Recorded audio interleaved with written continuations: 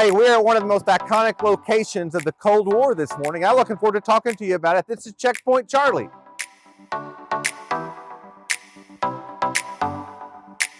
This iconic location was the place where East Germans had to pass over to get into the American zone here in Berlin.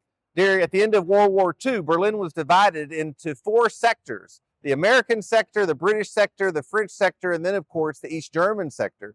The East Germans built a huge wall in 1961 to keep East Germans from escaping to the west into this side of Berlin where things were free. They were trapped on the other side for decades. This place was the only crossing point to get from east to west. And early in the Cold War, there were tanks stationed on both sides within 50 yards of each other. It could have set off World War III. And thankfully, they didn't.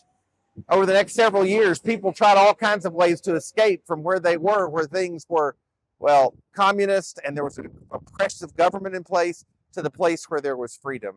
It reminds me of what the Bible tells us in Ephesians chapter 2, that Jesus became the one who broke down the walls of hostility between us and God. Today, I want to encourage you not to take your freedom for granted, to be aware that because of what Jesus did, we don't have to go through a checkpoint.